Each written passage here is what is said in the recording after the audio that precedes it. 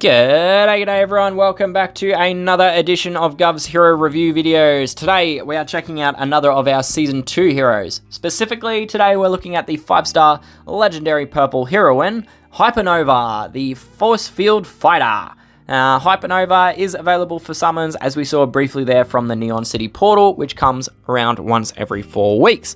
Hypernova herself was added to the portal back in October 2022 as a part of SGG's ongoing drip feed process, putting heroes into existing portals to keep you coming back and summoning month on month.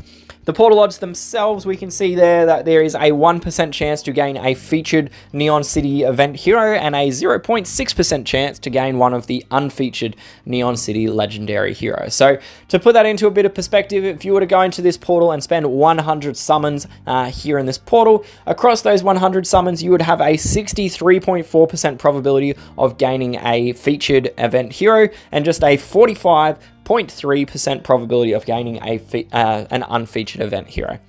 If you were to drill down and go after specific heroes, across those 100 summons, there is a 39.4% probability that you'd get a specific featured hero, but just a 2.4% probability that you'd gain a specific unfeatured hero. So not the greatest odds, particularly if you're going after someone that is an unfeatured hero in this portal. Now let's dash across and we can take a quick look at her artwork. So let's jump now. And there we are. We've got Hypernova's artwork. So thank you, Sarge Lopez, for passing this along. But yeah, there you go. You can see Hypernova's artwork. So she is titled the Forcefield fighter. So obviously she would need some force fields to be fighting with. And it looks like she's got these big old gauntlet things that generate the force fields out in front of her or off to the side. So we got a shield on one arm and what looks to be like a bit of a punchy hand. That's going to just like impact and smash someone's essence into next week when it lands. So yeah, that's Hypernova's artwork. She's running around presumably a corner, I guess. I don't know. It's a bit of a weird, awkward looking position. I don't think I'd like to... No, I can't. I was just saying, I don't think that's a pose that I'd like to be holding, and I just tried, and I definitely cannot do that. So anyway, that's her artwork. Feel free to pause it if you wish, but otherwise, let's jump back across and we can take a bit more of a look at Hypernova herself.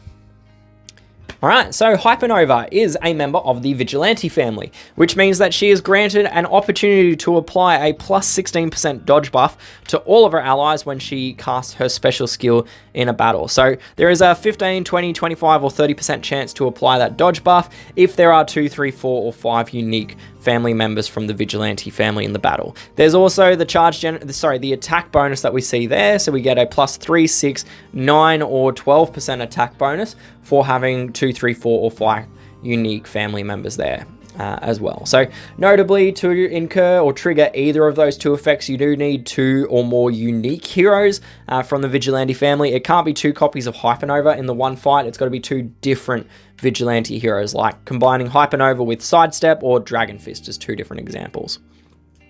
On the personal side of things, we can see that Hypernova comes in there with 737 attack, 770 defense, and 1,434 HP. So there is a bit of a skew there. You would probably think that it is going from the attack to the defense stat, when in reality what has actually happened is that her HP stat is what is reduced. So we've got actually a skew going from the HP towards the attack and defense. Mostly it's going towards the defense stat though, is where the skewing is coming from there. So defense at the expense of HP is what we have for Hypernova there.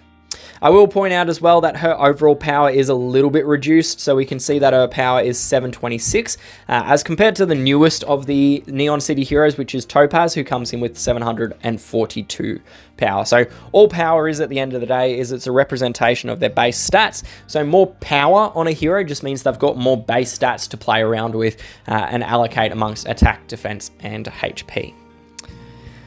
Her charge speed is set to 57, which is average speed and requires 10 tiles to charge, or 5 ghosted tiles. The speed break is actually oh so very close, and it happens at speed 58, so it does need just a plus 1 speed improvement.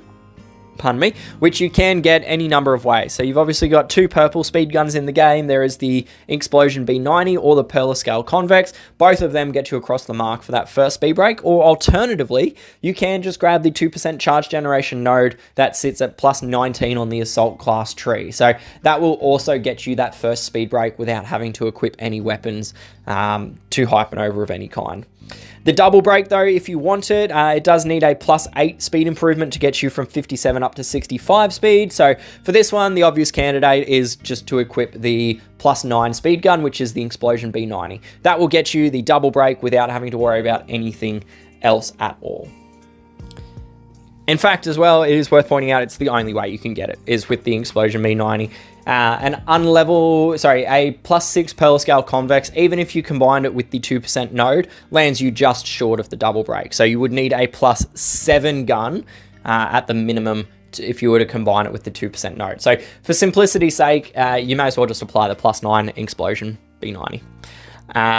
So in saying that as well, the speed node from a class tree is not really relevant unless you are planning to run her on like a defense team or something like that with a different weapon. And so because of that, you don't want to have to worry about putting a speed gun on it, and you still want that first break. So I'd say situationally relevant. If you get down to plus 19, probably worth picking it up. And that way you can maybe put a dodge gun or something like that on her for a defense situation instead.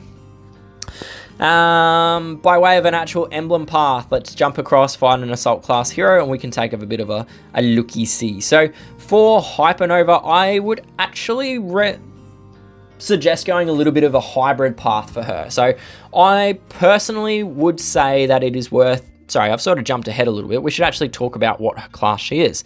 Hypernova is a member of the assault class, is what she is. So... what the assault class is, it gives her a chance to apply a wound ailment to enemy heroes, which will apply 60% of the damage that is being done by normal damage, so tiles or slash attacks, over 5 turns.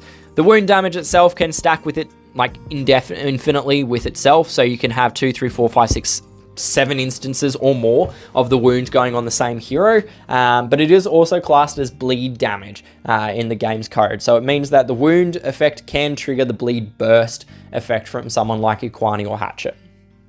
In terms of an actual emblem path, now we can talk about this now. I personally would recommend going a bit of a hybrid path for Hypernova. On one hand, she is very much a damage dealer, so you want to try to pick up some attack points to enhance her damage. But on the flip side of it as well, her delayed damage, which is where a big portion of her damage comes from, is based on the amount of damage that she takes, or HP damage that she loses during the 3 turns to get to the delayed damage activating. So because of that, I would personally prioritize the HP stat, and this gives you basically more HP to buffer and to play with as you take more damage for the delayed damage. But I'd also pick up attack nodes whenever I can in order to just increase that damage output as well. So what this looks like is you can see there are some nodes on the assault class where we've got to choose between HP on both sides. In instances like this, I would now, in a very unique situation, be selecting the attack side over the side with defense on it. So we are going to look something like this because we are still prioritizing HP as the top one, but after that we're going attack as our next one. So here we can see there's a choice between 2 attack nodes. In this case, we're going to go the side which has got 2 useful stacks, i.e. not the healing side, but then otherwise we go back to just prioritizing the HP and the attack stats. So as we mentioned a little bit earlier, if you do get down to the plus 19 node and you've got the opportunity to go a bit further, definitely give her the 2% charge generation node, because that way at least you enable yourself to use different weapons while still getting that first speed break. The plus 20 is... personally, I wouldn't do plus 20 on her. I find the plus 20 nodes a lot of emblems, and I just generally don't put them on heroes because of how many emblems it is, and the return on investment is usually very, very limited. But in Hypernova's case, you could make an argument to grab the plus 20 as well, because it is the stat that you are prioritizing, i.e. HP. So if you are going to go, you can definitely make a good argument to get 19 and 20, but I would be stopping at 19. I wouldn't go any further, but that's just me. So yeah, that's the path that I would follow for Hypernova, so feel free to pause it if you wish, but otherwise, let's duck back across and we can have a look at the rest of her special skill. So her special skill itself is titled Nova Charge Smash, which is a little bit awkward to say, but at level 10 skill and 57 charge speed, it will deal 210% damage to the target and nearby enemies.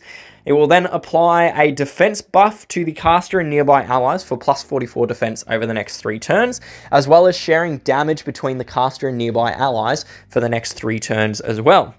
The caster and nearby allies are then given a further buff, giving them plus 28% charge generation for 3 turns, an effect which can't be cleared. And then finally, on the very bottom there, it will deal between 100 and 280% damage to all enemies after 3 turns, the magnitude of which is dependent on the amount of damage received while the effect is active. So quite a lot going on there. There's a lot of dot points to her skill, which means we've got a lot of stuff to discuss. So let's crack straight into the first part, which is the damage. Now, damage itself is easy enough to calculate, but for the intents of these comparisons and to simplify things, I compare heroes based on their attack power, which is ultimately analogous to their damage output, but removes a lot of the variability and randomness that falls into the damage calculation. So attack power is just the hero's attack stat, 737, multiplied by the percentage in their special skill, and in the case of Hypernova, that's 210%.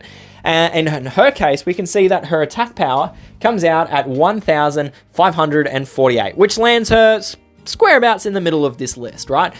Speed normalizing it, we get to an attack power per tile of 155, which, as I said, middle of the list, number 6 of the 13 purple DOA 3 hitters in the game. Now, notably, this is not including the delayed damage. I will get to that and I will explain it a little bit later on, but for now, we're just looking at her as a DOA 3 damage dealer based on her initial damage that she's doing.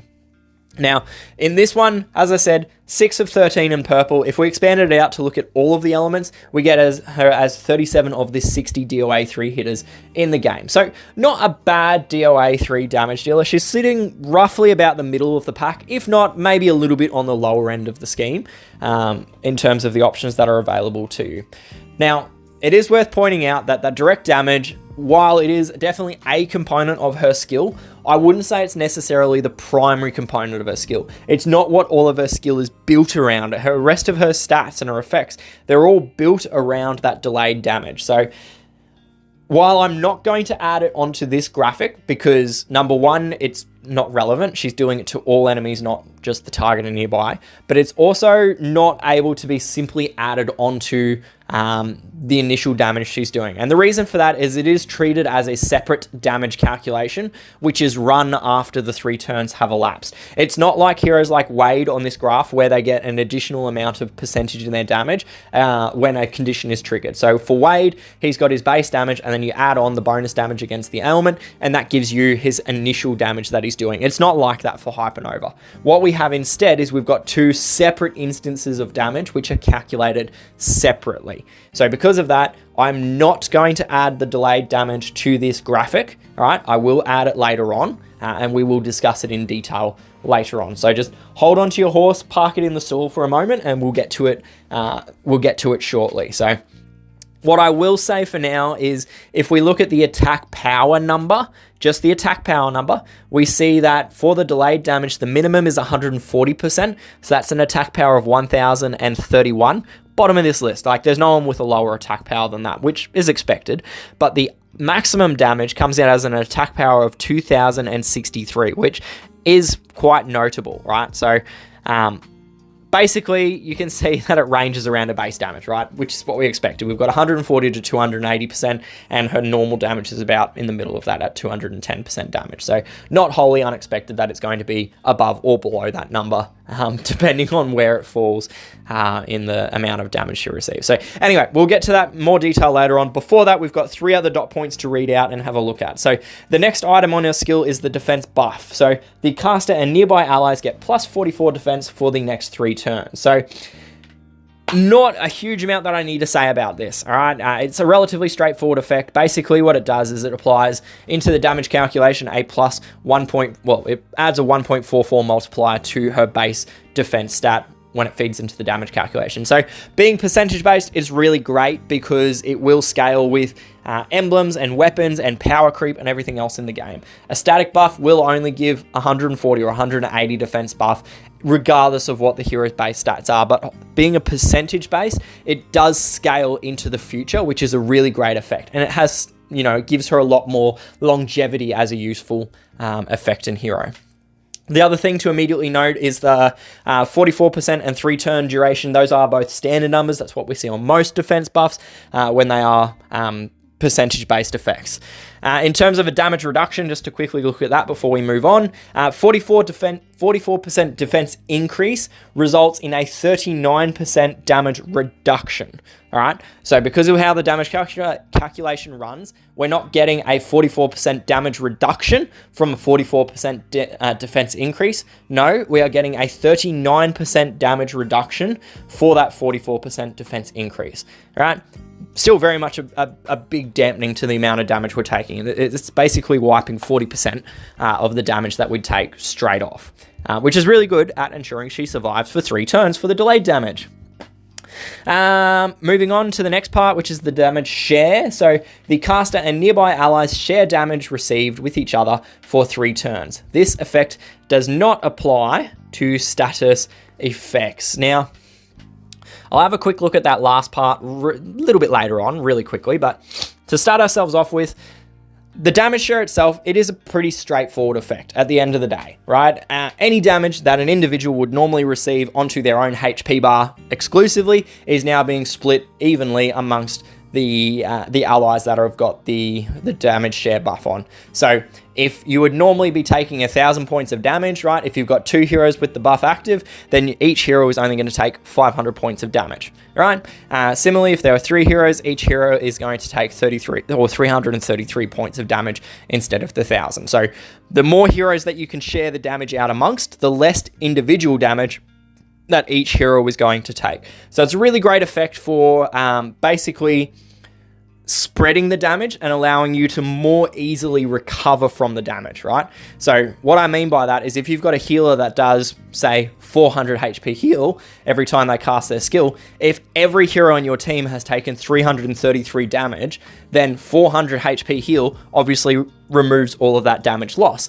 But if one hero takes 1,000 points of damage, 400 points of heal does not completely reverse that damage that is taken. So it's a really great effect for providing that longevity, which at the end of the day is what Hypernova needs to do in order to trigger that delayed damage later on down the track. Couple of things to note then, just on the technical side of things. So number one, the damage is calculated against the individual, not against the 3 people. So if you've got a 100% strike damage coming in, it calculates it off the main target's stats, and then after the damage is calculated, then divides it by the number of recipients. It doesn't portion out the percentage of the skill onto each individual first and then run individual damage calculations on each of them. It does the damage calculation on the one hero and then portions it out afterwards. So what this means is that you can take advantage of buffs and ailments and like elemental buffs as well. So if, for example, we look at Hypernova, Hypernova being purple is weak to yellow damage. If you have Hypernova sandwiched between 2 yellow heroes, right, what you can end up doing is you can deal strong damage or strong elemental damage to the yellow heroes simply by dropping all the yellow tiles onto Hypernova. Right? Because the damage is calculated against Hypernova, including her elemental resistances, and then portioned out to the nearby enemies as well. So it's a really great effect to take advantage of as well. If you see Hypernova on a defense team, you can quite nicely take advantage of it by dealing strong colored damage, or even if you have a hero that can only put out an ailment onto one hero, you can then take advantage of that ailment onto all of the affected heroes because you just target that one hero that's got the ailment over and over and over again. Not much else to really say. It is obviously, in the game code, it's classed as a buff, which means that it can be blocked, removed, dispelled, shell-shocked, any of those sort of usual things that buffs can be done. And the other thing is that historically in small giant games, this effect has been classed as a quote-unquote defensive buff, which means that it is subject to the bypass effect of heroes like Sidestep. Now, I haven't specifically tested this in Puzzle Combat. I'm speaking from historical way that the code works in SGG games. So it may or may not be the case for Puzzle Combat. I've not specifically tested it. I apologize for that, but yeah. Moving on, because we've still got 2 whole dot points to get to left in this review. So the charge buff is up next. So the caster and nearby allies get plus 28% charge generation for 3 turns. This effect cannot be cleared. So another really, really, really great effect. All right, it is an effect which will, it is an effect that will affect all forms of charge generation that the heroes would normally get. So we're talking charge from tiles. We're talking on a defense team, charge from damage that they receive. We're talking passive charge from heroes like that generate minions for them. So people like Pulse's minions, they will be affected by this charge generation. It affects buffs that generate charge, like Xenia's. It affects every form of charge that the heroes would normally be gaining in the game. So instead of them gaining 1 charge unit, they are instead gaining 1.28. So to explain this fully, I'm going to have to get a little bit technical. So I apologize for this. And if this goes above your head, don't worry, I get a 2 math you didn't really understand or follow at the very end. All right. So essentially, how charge in this game works is we have a hero's base speed. Speed informs the number of charge units that a hero requires. The higher their charge speed, the less charge units they require. There are points in the charge spectrum which we call charge breaks. And the reason we call them that is because it goes down in the number of whole charge units that you need to get a hero's skill cast. So a charge break, for example, is going from needing 7.02 charge units down to 6.95 charge units. That crosses from the fully 8 tiles to charge down to the fully 7 tiles to charge bracket. And that's essentially how charge units are attributed in the game. Now, under this buff, what ends up happening is instead of gaining a single charge unit from a tile, the heroes will instead gain 1.28 charge units from a single tile. So if we do a couple quick examples, for a hero with a speed of 36 speed, so these are a slow hero, they would normally need 11.96 charge units or 12 complete tiles. Under the buff, giving plus 28% charge generation, 10 tiles will now generate 12.8 charge units. So what's happened there is we've gone from needing 12 tiles to charge down to 10 tiles to charge. So we've achieved a double speed break using the single buff. For an average charge speed hero, such as Hypernova with a speed of 57, she would normally need 9.02 charge units or 10 complete tiles. With the buff active, Hypernova will be generating 10.24 charge units off 8 tiles. So again, we're going down a double break there. We're getting 2 charge breaks off the 1 buff. And finally, if we took a hero who was speed 66, which is Hypernova with a plus 9 speed gun, they would need 7.76 charge units to charge their skill, or 8 complete tiles. Now, under this buff, with a 28% charge generation increase, 6 tiles will give 7.68 charge units, which is not quite enough to get that triple break. It's not quite enough to go down from 8 tiles down to 6. So what needs to end up happening is we also need to combine the 2% from a class emblem tree in there as well. And if we do that, we gain 7.8 charge units off of 6 tiles, which is greater than the 7.76 charge units required for Hypernova with a plus 9 speed gun. So essentially, what I'm saying right now is for Hypernova, if you equip a plus 9 speed gun with the 2% charge generation node, as well as having this buff active, Hypernova will charge in just 6 tiles, which is a ghosted match 3. Now, that's a pretty good speed improvement, if you ask me. So that's basically the 2 mathy didn't listen part. With the speed buff active, you will achieve between a 2 or 3 tile speed break, depending on what the hero's base stats are, just from that 1 buff. Now, obviously, it does mean that you need to get those tiles within the 3 turns. That's a foregone conclusion, but it is an extremely powerful effect and very, very, very much worth taking advantage of whenever you possibly can. Now that brings us to the final part of her skill, which is the delayed damage. Now, this is where she will deal 140 to 280% damage to all enemies after 3 turns, based on the amount of damage the caster has taken while the effect was active. The maximum effect, or maximum damage, is achieved upon taking 33% of max health in damage, and it doesn't apply damaging master weapon perks. So, essentially what's happening here is when Hypernova casts her skill, she will then put a buff on herself, a little icon on herself, right?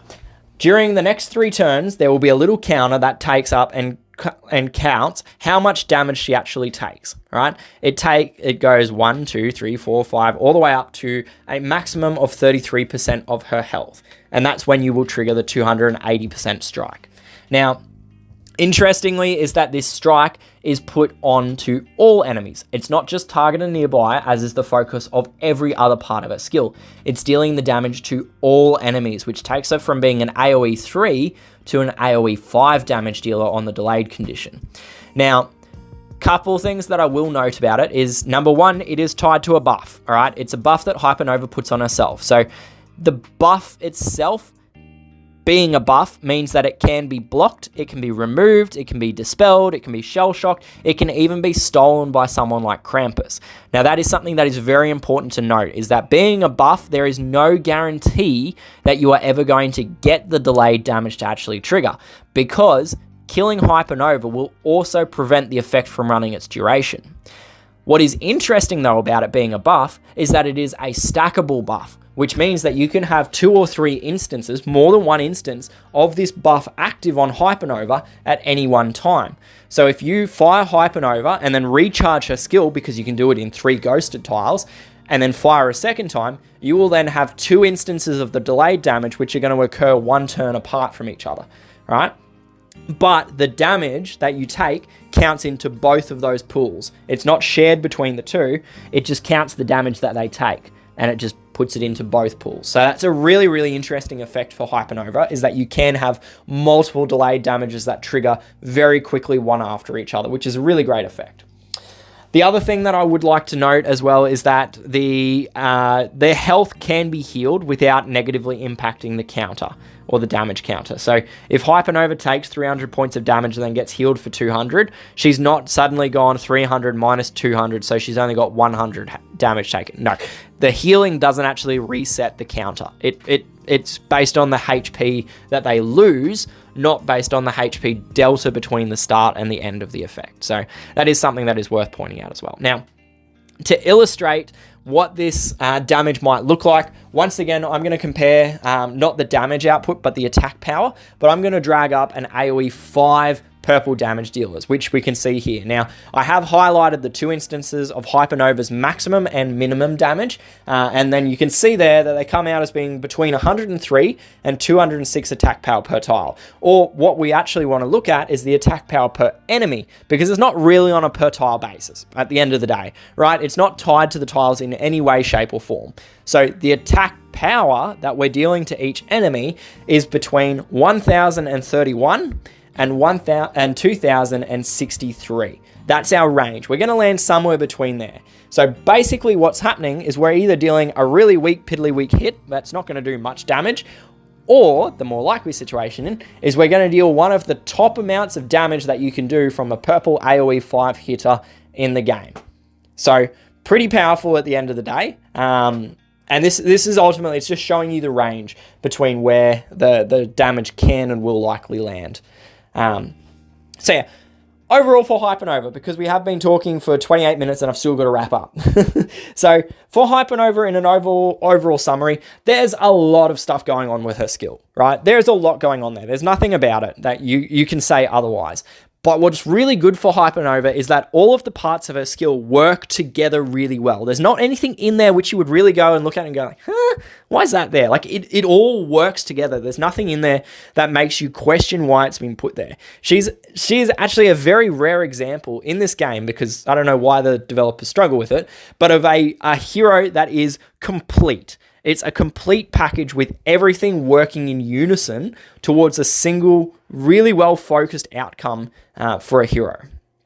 And this gives her incredible potential for use in both raiding and defense. In various different spheres of the game, in all of the tournament settings, there's just nothing really that Hypernova really struggles at, and she wouldn't be usable as an asset into your team.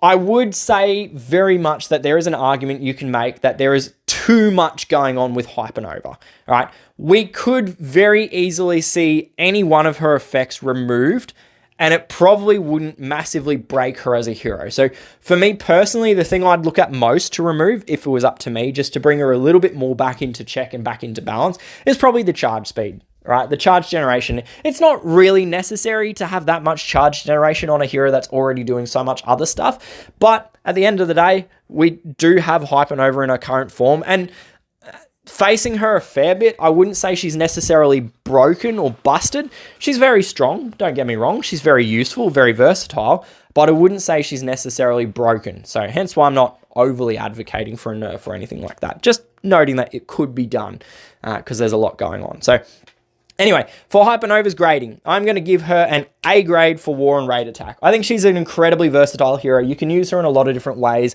either as a protection and support hero to help some of your other more flimsy heroes survive, or even as a big damage dealer, or as a support hero, or as an on-color or an off-color hero. There's a lot of uses that you can just plonk Hypernova into just about any team, and she'd be able to be operating as an asset in that team.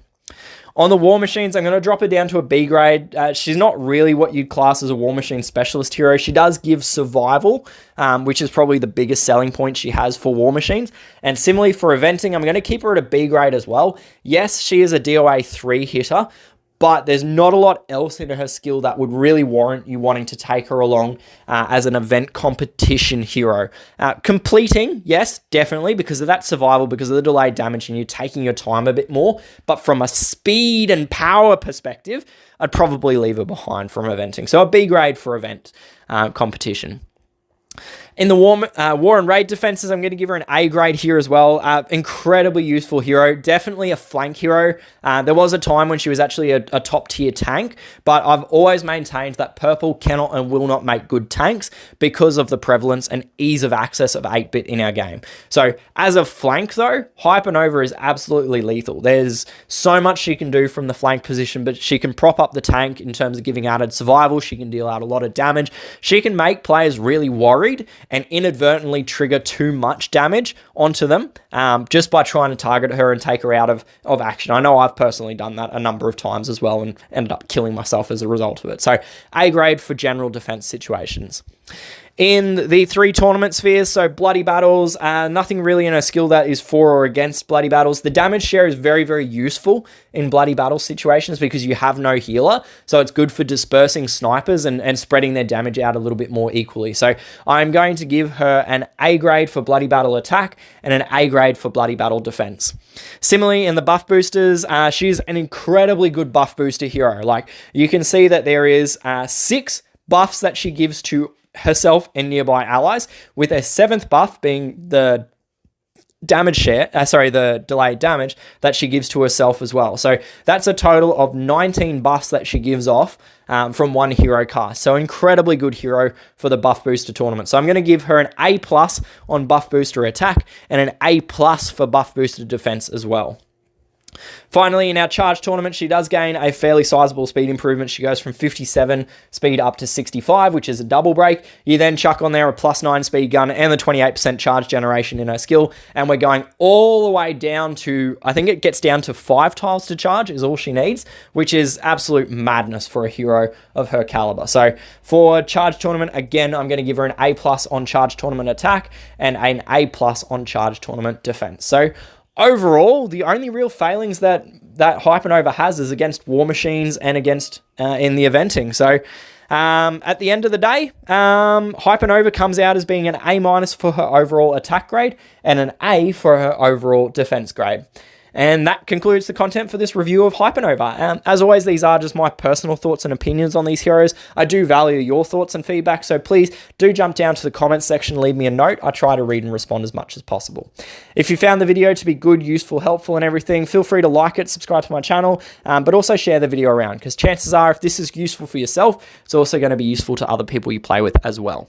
Thank you once again for tuning in and joining me. I do hope I will see you again soon, but until then, good luck, stay safe, and happy gaming. Cheers. Bye.